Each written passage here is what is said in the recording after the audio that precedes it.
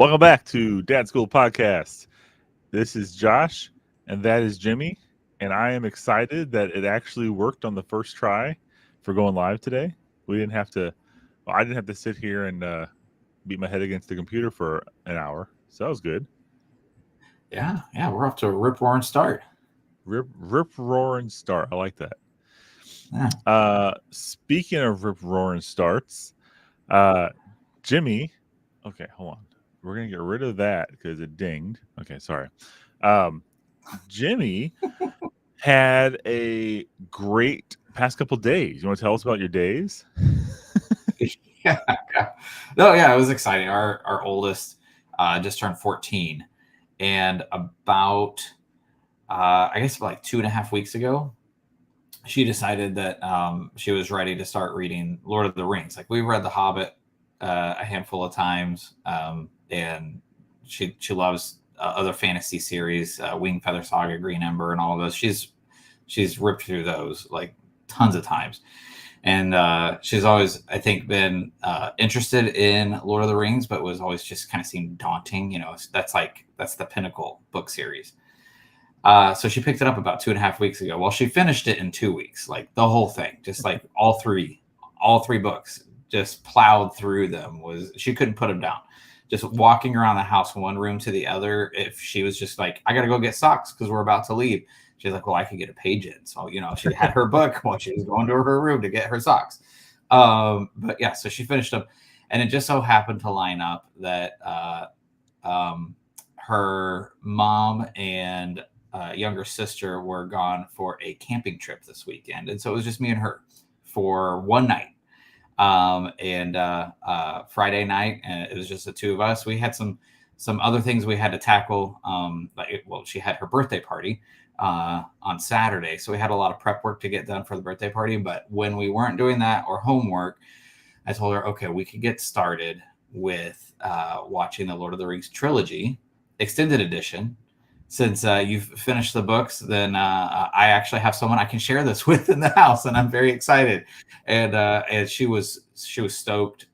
We got some snacks, and we sat down and started the trilogy, and now we're 45 minutes into Return of the King. We don't know when we'll get to finish it just yet, but yeah, it's been fun getting to share that with her. She's loving every minute of it, and just soaking it up. It's been fun.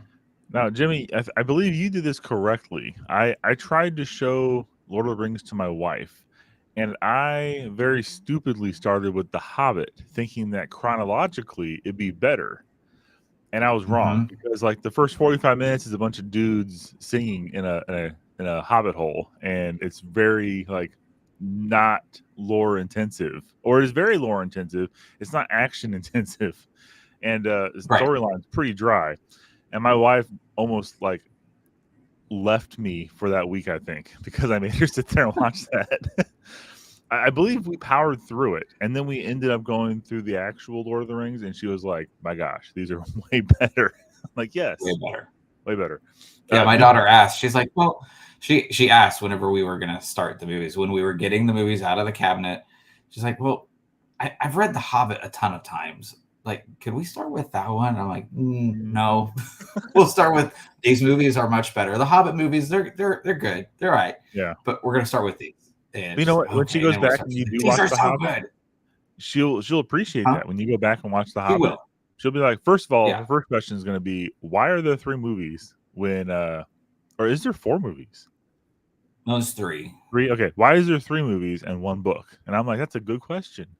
Because I actually bought The Hobbit and all 3 Lord of the Rings books in a pack, and they're sitting on our nightstand because there was a fancy pack. It looked really cool on our bookshelf we didn't have made yet, and I made Luke read The Hobbit, and it took him a while. I mean, I wanted him to go through it. I thought he'd be excited. He did finish it, and then he would not read the other ones because it was just such a long process. He's not the best go-getter reader person. I wish he was, but maybe that can change with material. I thought this would be the switch to make him start doing that, but we'll find something else. Maybe I don't know. You think Wing Feather would be good for a boy, or is it only girly? Oh my gosh. Yeah. Winged? Oh yeah, no, it's awesome for boys. Maybe I'll try to get that in there somehow. Okay. Anyways, Yeah. so you had Good. a busy, good weekend. Had lots of Yeah. partying and presents and gnashing of teeth. It was good, right? Olive Garden lunch yesterday. Olive Garden. Oh man, I'm still feeling that lunch. That was amazing. I It was a big lunch. I had the tour of Italy, and it's You good. saw every corner of that beautiful country, So all on one plate. it was very humbling, I could call it, or depressing to watch me get the tour of Italy, and then you and your wife get the tour of Italy and share it. And you're like, "Oh, this is good. I'm full." I'm sitting there looking at my plate; it's empty. I'm like, "Yeah, me too." No, well, it used to, whenever you would split the tour of Italy, they would give you each a plate with your own portion. And it was almost like you're getting full portions, each of you, and then you're paying the split price. But they apparently stopped doing that. I don't know. They caught on to But you, we used to Jimmy. do that all the time. We'd split it, and they're like, here's your two portions, and you're paying one price. But they don't, yeah. I guess we lost that hack. All right, so today I'm going to preface this as I do all of our podcasts with: we are not the experts. But I feel like I'm more of an expert in this than anything else. I want to say I'm an expert in being a dad because I'm a dad, right? And so are you, Jimmy. Um, but the Expert. topic is high level accountability, and what started this was my work that I have a full time job. They did a manager's retreat recently, and they had us read a book, and it was about accountability in the workplace and what it means, all these different, strategies and tactics. It was by a book by Henry J. Evans, and I don't know anything else about this guy other than the fact that he wrote this book and I had to read it. So like already I was forced to read a book I didn't like choose to read, so I had a bad taste in my mouth going into this. But I read the book and it was decent. I got past the introduction and it was actually pretty good. Um, but I started thinking about like the principles of accountability in the workplace and how it applies in my life as a dad and our life as like husbands as well. And then we had a conversation at the table yesterday about home projects and getting them done. And I was like, "Oh man, okay." So the pieces are falling together here. So I'm gonna preface this whole thing with, uh, I felt extremely convicted while writing this one up today, and Mm. I think that I've discovered some inner problems in my household because of this, and we'll get into that in a little bit here. But so accountability. Here's a quote from Henry J. Evans. Our kids don't learn accountability from. Actually, no, this is me modifying his quote. Okay, sorry. Our kids don't learn accountability from lectures; they learn it from what we do. Okay, and we've kind of preached this the past couple, all of our podcasts. Our kids watch us. Yeah. Our Kind of a kids, theme. yeah, we teach. That's our job. Um, but the very beginning of this whole accountability journey at my workplace, it started with clear communication and clear commitments. Okay, so that got me thinking, and I'm gonna stop here for a second and go down Josh's make believe story time. Okay, that's what we're gonna call this segment here. Um, this is a hypothetical story. It did not happen. I'm going to say that it did not happen. But uh, let's just say that I was going to go to one of my kids' games. Okay, and they're excited for me to go to the game, and I tell them I'm going to the game, and let's just call it volleyball because my kids play volleyball, so why not? And they're really excited, like, Dad, come to the volleyball game. And I'm like, yeah, I'm definitely I'm gonna be there. You know, as long as I don't have work, I'll be there. Maybe we'll see. Day comes and goes. Dad does not show up for some reason, some way, shape, or form. Dad's not there, and then the kids are like, "Dad, you weren't at the game." And Dad was like, "Oh, yeah, I had work. I was busy. Sorry." That's it. Okay. Now let's run that through again. Okay. Dad come to the volleyball game, and I would say, I will absolutely be at that volleyball game. Okay. The volleyball game is important to me. It starts at this time. I will be there with you at the volleyball game for sure. Okay. And then I show up. Now, there's two scenarios here on top of these two scenarios. I show up to the game and everyone's happy and we move on, right? And you don't think anything else of it. But here's a common problem that some dads out there might face. You don't show up. Something happens. Life happens. Work calls and basically gives you an ultimatum. And you can't control sometimes. Yeah, you can stand up against work and say family times comes first and then lose your job or whatever happens. Whatever the scenario might be, but you miss the game. Okay. Now you have a choice. You can either wait for your kid to address it with you, or you can be proactive and address it with your kid the first you see them. You can come up to them and be like, I'm so sorry I forgot your game, or I'm so sorry I couldn't go to your game. Here are the reasons. I apologize. What can I do to make it up for you? That's one scenario. Or you can, they can call you out and be like, hey, Dad, you weren't at the game. You said you'd be there. And you can be like, yeah, well, I had to work and put food on your table and that roof over your house, the roof over your head, your house, that comes from me working hard. There's many different ways you can take that, but it's how you approach that response, I think, is the important takeaway in this moment here. Okay. So end of dad make-believe story. I was just trying to make a point there. But Proverbs 28:13 says, whoever cancels his transgressions will not prosper, but he who confesses, I messed that up. Let's start over. Whoever conceals his transgressions, that makes a bigger difference when you say the right words. Whoever conceals his transgressions will not prosper, but he who confesses and forsakes them will obey mercy. Okay? This basically says owning our mistakes shows our kids that confession brings mercy, not shame. Okay? So if we are proactive and own what we did wrong instead of waiting for someone to come and then giving ourselves that that tie into, or that the possibility of being defensive when you don't need to be defensive. I think that's a powerful thing. Jimmy, comments. Yeah, like the whole dad missing the baseball game. It's like one of those tropes from almost every 90s kids movie where there's like some kid that needs to be mentored, or he's going to go through some sort of life change, and there's a scene where he's it's usually a baseball game, maybe a basketball game, but usually a baseball game, and he longingly looks over at the stands, and the stands are packed except for there's one little spot where there could be a person sitting and there's not, and that obviously is their dad's seat, and the kid keeps looking at that one hole in the crowd knowing his dad said he would be there and he's not there. And then hilarity ensued, and dad apologizes, and child and dad bond again or something. But absolutely, it's something that this is one of those things that could sneak in distrust or issues between any parent, but especially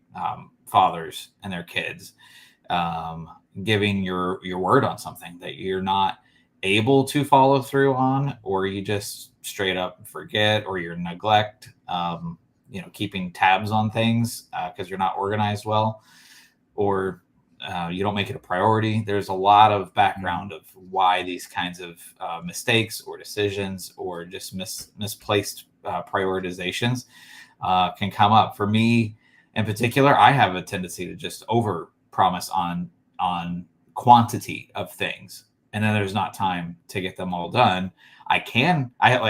I'll say yes to things I have the ability to do, the skill, I should say. I can do these things.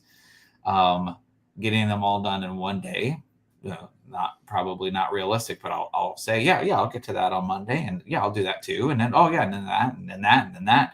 And then by the end of the day, well, did you get those 7 things you said you'd get done? Well, no, I probably got 4. That's the hole I dig myself too often. It's what I've been working on for the last couple of years, when I kind of realized that was the root of a handful of my problems, and I don't have it solved, but that's what opens up too many challenging issues for me in my days. So I'm not gonna do this anymore today, but I will say, like, here's the book. Flash, not promoting it at all. I'm not getting any kickbacks. I'm not gonna show it too long. All of our massive amount of viewers. Not a sponsor. Not a sponsor, right?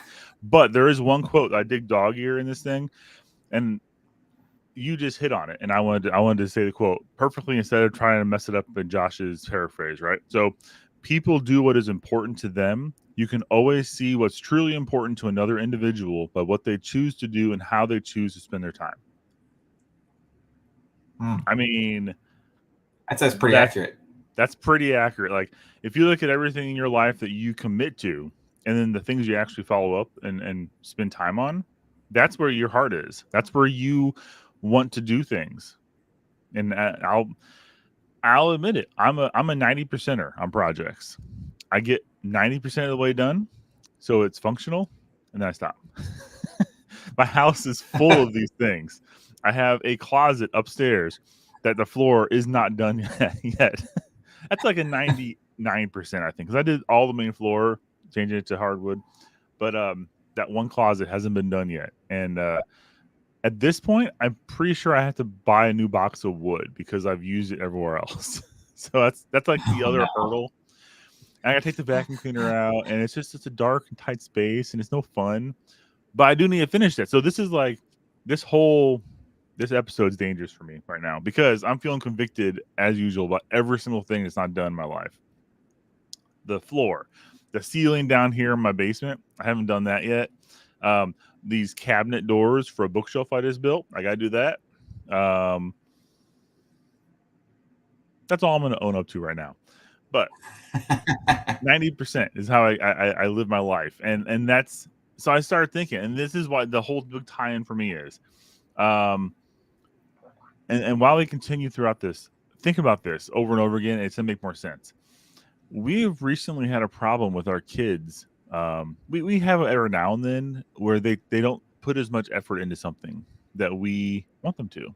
Like, we find them on YouTube or just playing games. But video games is an important part of my life. And my kids enjoy playing games with me and with their friends, and I like to nurture that, but I like to do it healthily. I like them to be addicted to it.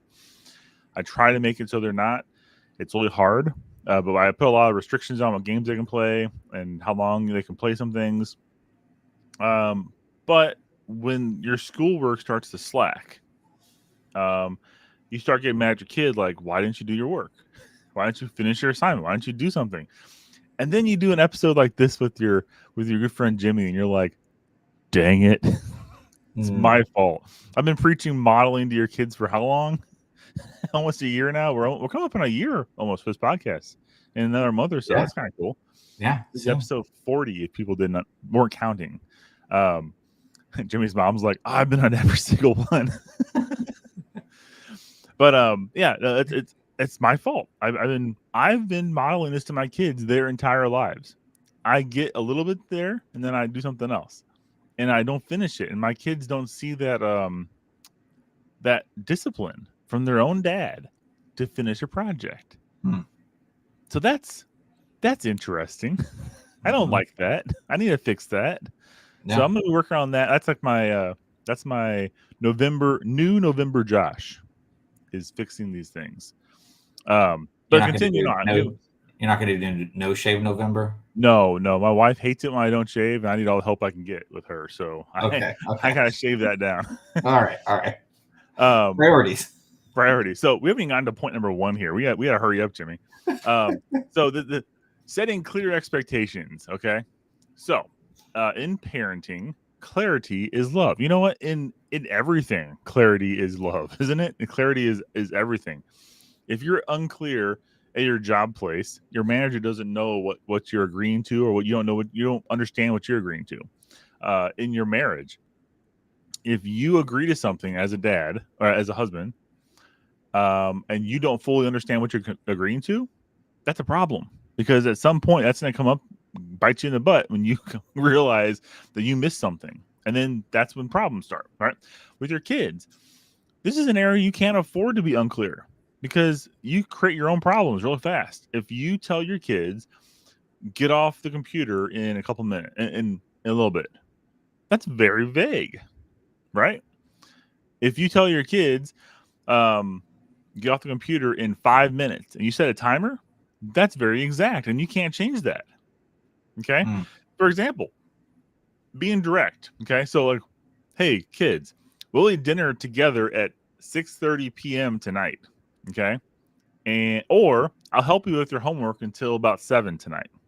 No, not about. I did it again. See, that's easy to slip into that. I'll help with homework until 7 p.m. That's exact. There's an exact time. Unless your kids are in different time zones, you shouldn't have this problem. That's another problem we had at work. Was like, you have to say time zones, and you can't say end of day, because end of day could be when you go to bed. It could be at midnight. It could be 5 o'clock or 4 o'clock for different people. Before work starts the next morning. Exactly. That's actually one of the people in our group said that, like, end of day means before the next morning. I was like, no, it doesn't. It's the same day. And that was like proving the point. That's terrible. It's like, you are a procrastinator. But you avoid statements like later, maybe, we'll see. That's I say those all the time, don't you? Like, oh yeah, too often. Maybe we'll do that. Yeah, absolutely. We'll see if we have time. Yeah, like this is the sort of thing, like I was saying, learning for me, making or saying yes to too many things. What I've been able to sort of work into a practice that absolutely has made a difference is actually making a checklist each day. And it's the simple process of actually, okay, what is it that we're talking about needs to be tackled today? And I just get out my phone, because I'm terrible with pencil and paper.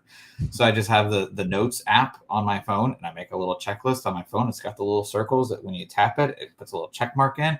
It's a beautiful piece of design. Like it just feels good when you can close the little circle. But even just the practice of putting things on a list and actually seeing it in front of me, and not just rolling around in the back of my head like, okay, here's all the things I need to do today.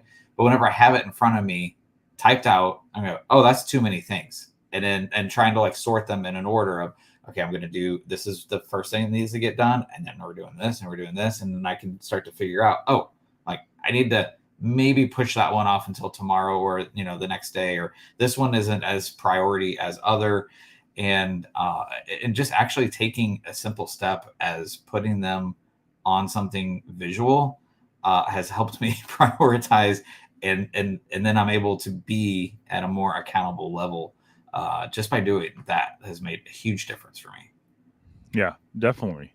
And clarity is golden. And like, this might be considered cherry picking by some, but it fits completely into this context. So I'm going to say it anyways. Matthew 5:37. Let what you say be simply yes or no. I mean, the Bible's clear on what it says as well. There's no ambiguity. That's words. Ambiguity. Yeah. There's no mixing up of it should be this or it could be that. There's no misinterpretation. There's plenty of places that people apply their own interpretations, but when you use a clear yes or no on something, that's very clear. And when you're being consistent to your kids, a yes or no teaches them trust with what you say. Because if I go around all the time, and I once again, convicted moment here, but my youngest comes downstairs and he is trying to do soccer or play games down in our basement, and I'm working, and all day long he's like, can you play? Can you play? Can you play? I'm like, I'm working. I have that talk with him every single day. And then every now and then I cave, which is my own, I feed the issue, I think. I have 5 minutes. So then there's always, do you have 5 minutes? Do you have 5 minutes? Do you have 5 minutes? And I tell him maybe I'll have time. I don't know. We'll see if I have time. And it's really like, I string him along because I want him to be like, I don't want to disappoint him. I don't be that dad that's like, no, get out of my office. Boom, shut the door on him. I feel that way. But as soon as I do that, I'm really guilty. Like, I feel really terrible about it because I want to hang out with my son too. But I have a job to do. And I don't know, it's hard. Like, I go through the whole scenario like every single day with him pretty much. If I was in the office, I would not be able to hang out with you at all. And he's like, what's an office? Because he has no concept. Ever since he's been born, I've pretty much been at home. Like maybe a couple months when he was an infant, like one or like barely even a half a year old, I was in the office. But ever since like COVID, I've been in the basement here at home. He's never experienced me going away. Like my other kids have experienced me leaving before they get up and coming home after 5 or 6 at night every single day, and mom dealing with everything. So it's a different world for him, and I just feel guilty. That's mostly on me. I should just tell him no, and I feel guilty. It is wild thinking about just how different experiences with each year kids, because our kids have about a 6-year, almost a 6-year age gap between the two of them, and so yeah, their experiences of growing up and what household life and, scheduling and the ebb and flow of this and that things. Yeah, totally different. And it does. It makes a huge difference from child to child, and it's wild. Yeah, and same with us too. My girls are 12 and he is 6 now, almost 7. So yeah, there's a 6-year gap there. My son's 14, so even bigger gap. Okay, so along the same lines we were just talking about, being specific, okay? Because if your ambiguous language leads to disappointment, okay? And I think we all understand how we get there with that. Like saying I'll hang pictures on Saturday at 10 a.m. and that's pretty precise, and someone can put a stopwatch to it and hold you accountable to it, right? I'm trying not to use the word accountability because that's what we use that like every other word in our manager's training session. But if you tell your wife, and how many times have you done this? I'll do it soon. I'll get to it. Mm-hmm. Almost there. That Yeah. specific. Oh, that word Specificity. There we go. Thank you, Jimmy. Yeah. That's why you're here. We got it. Say that word again. Without ambiguity. No, don't use them together. Okay. It models integrity and reliability. Man, a lot of ability words here. Who wrote this? Yeah. Galatians 6:4. Let each one test his own work, for each will have to bear his own load. Okay. So specifically owning your commitments teaches our kids how to carry their own in this world, right? If we tell our wives, I will finish this floor this weekend, right? And that's bleeding into the next section. Good job, Josh. Good tie-in. If I tell my wife, I'm going to finish this floor this Saturday at 8 a.m., I'm waking up and doing that. Okay. I communicated that to my wife. I shared my plans with her. I made her my accountability partner, if you will. That's a word in the book. Sorry. But I shared it with her, and it was also public for my kids to hear, right? They hear me make that. And so now I have a choice. Either I follow through or I don't. The benefits of following through after doing that publicly is now Dad's word is stronger. Dad's word means more because he said something and he followed through. There is an actionable item attached to what he said, and you can measure that and say, oh, he actually did that and followed through. So you go up like on the notch, one peg higher on Dad's word means more, right? Because you think about that as a dad, how much does your word mean, Jimmy, if you always like don't do what you're saying you're going to do? I mean, it's just the thing we talk about all the time. What we do, our actions and decisions we make, we're training up our children to understand this is their reality, or this is what the expectation is now going to be. And as much as it pains me to say, every time I miss a promise that I've given, or said I'll get something such done, and I don't, I've trained them that A, Dad's not reliable, and B, it's okay for me to do that. And those are both lessons I don't want them to learn. So yeah, exactly. Definitely something for me to take to heart. So taking like how as dads, what can we do to help ourselves? And I guess I did this backwards, but I'll ask it this way anyways. As a dad, something that I can do to help myself actually follow through while keeping that in mind, the outcome of not following through on my actions is that I'm teaching my kids that I'm not worth, my word's not worth a hill of beans. It doesn't hold any weight. Whenever I say, because I said to do this, your kid has every, not right, but they could come back and say, well, you said you do this and you didn't do that.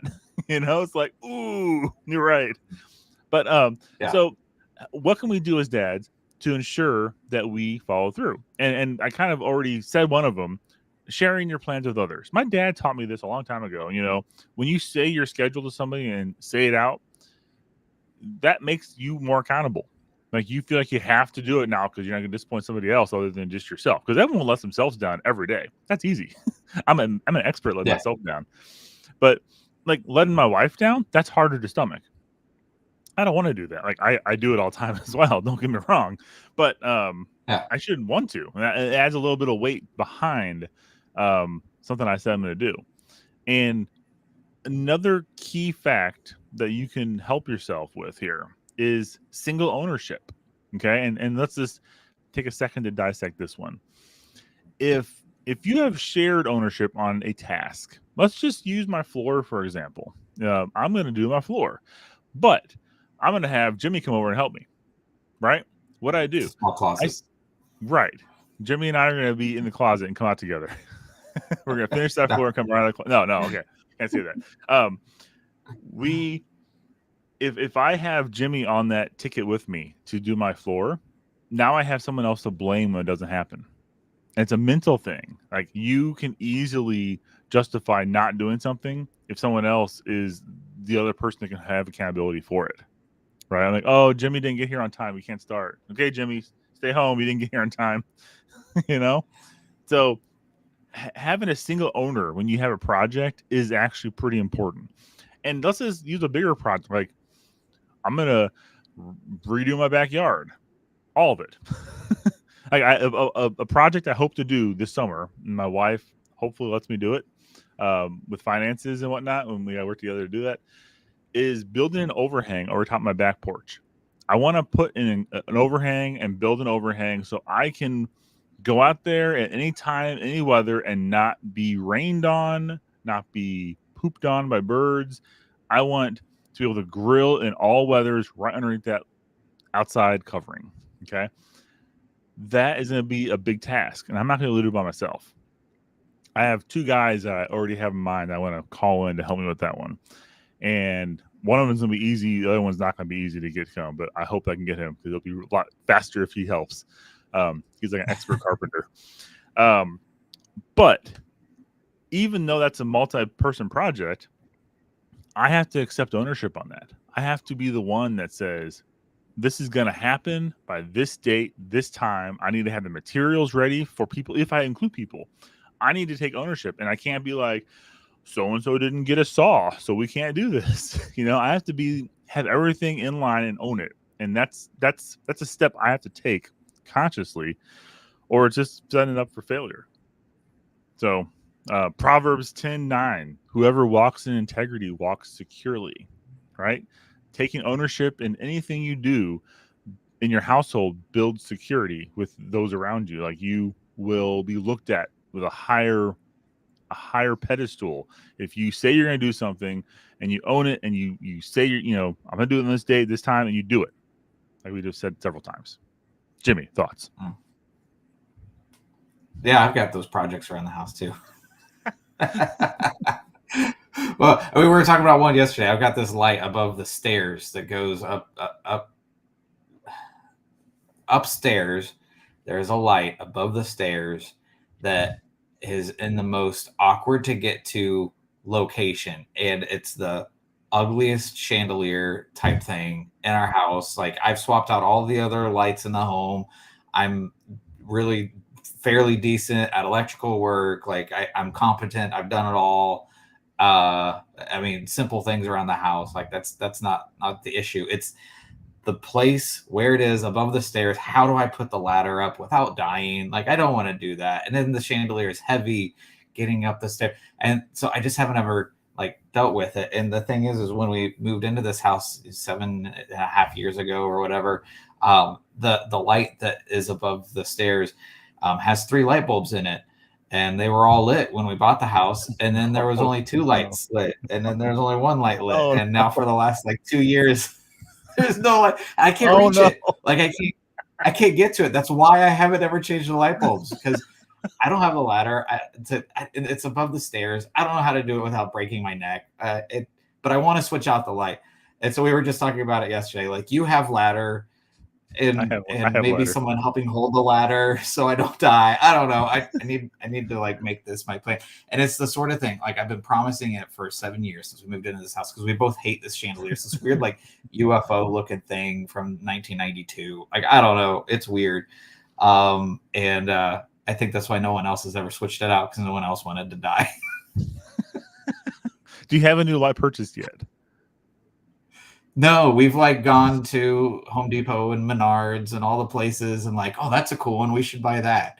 I don't really have about anything, but that would probably like help move things along if I had actually put some money on it, and then I'll tell you what, Jimmy, I'll be your accountability partner. Okay. You get a light, you take ownership, and you set a date and get a light, and then I will bring a ladder over and I'll hold the ladder and I won't shake it uncontrollably while you do this. And I'll even hold the flashlight for you. Oh, that'd be great. Because there won't be. It's a very dark corner when you have to flip the breaker box. There's no light it's a cave.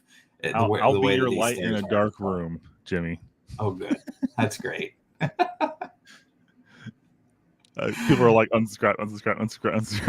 Yeah. No, we'll set that on up. This edition of Handyman Corner. Yeah. We might just actually live stream this when we do this. That's right. All right. So think about this, dads. When was the last time you told your kid, I committed to this and I didn't do it? I'm filling the words. I said I was going to do this and I didn't do it. Okay.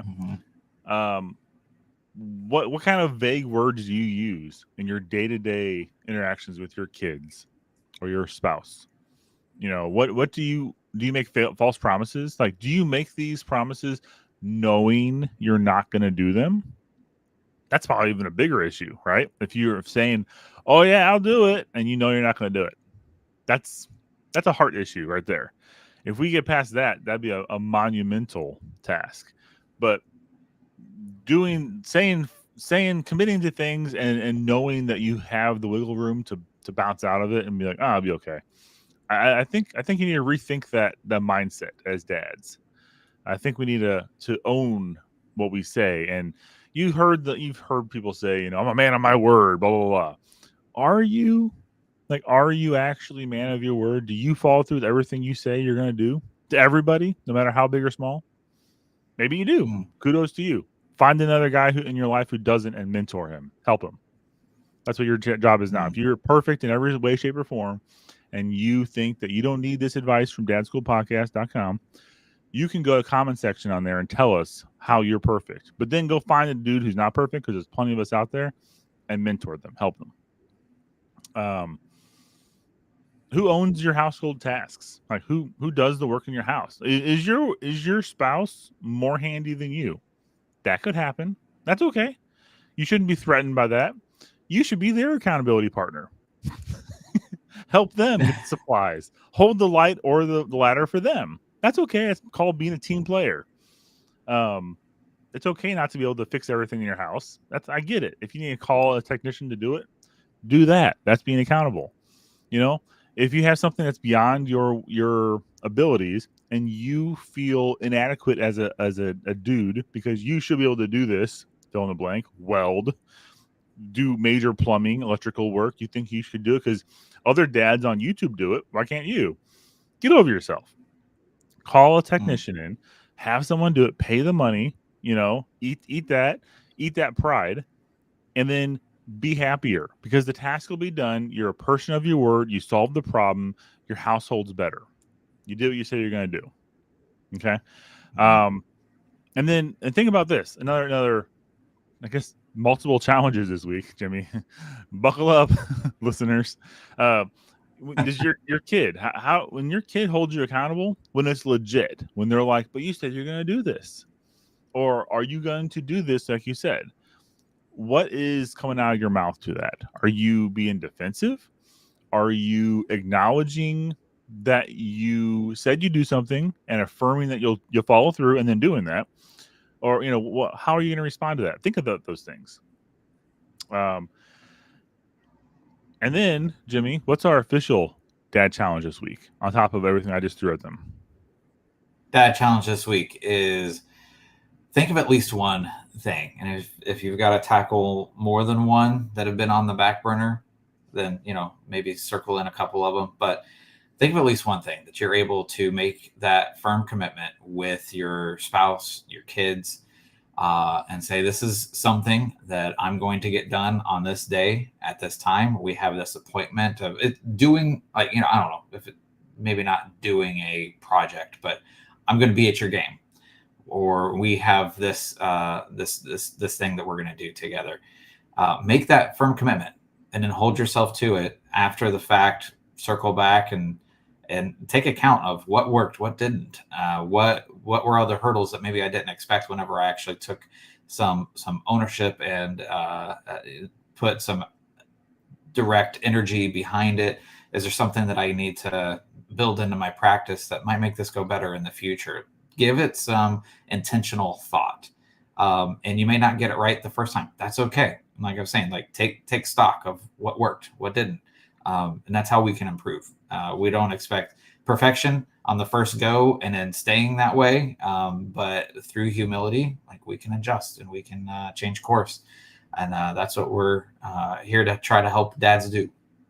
Yeah, exactly. And if you are having trouble thinking of how to start this, if this is all overwhelming but it resonates with you, go to DadSchoolPodcast.com. Do it on your phone. The site should technically be mobile friendly, so it shouldn't be terrible. Go to DadSchoolPodcast.com. Scroll all the way to the bottom. Just like use your finger and have fun. All right, go to the bottom and then type in, "Hey, I'm having trouble with figuring out how to be accountable with my family. I'm having trouble. Tell me what's going on," and we will put our collective minds together and give you advice of some kind, good or bad. We'll give you something back because we care about you and we want to help. Luke 16:10, one who is faithful in very little is also faithful in much. That's very, very true. Keeping small promises, starting small. I will read this book to you at 8 p.m. tonight in your room. Be ready, little one, to your kid. Say that this evening and read a book. Have them pick a book out. Read a book with them for 5 minutes, 10 minutes. Little small things that you can follow through. Simple as that. Builds lifelong trust because your kid will look at that and be like, my dad follows through what he says. I can trust him. There, problem solved. DadSchoolPodcast.com. We accept donations. No, I'm joking. We're here for you. Please like, subscribe. Come back next week. We have content of some kind every week, good or bad. We're here. Closing thoughts, Jimmy. Do the things. Do the things and stuff. Okay. Have a good week. See you next time. I really need to create a list of when you ask me for final thoughts. I'm not. Final thoughts. Start giving me dad quotes or something. Yeah. All right. All right. See you next time. Bye.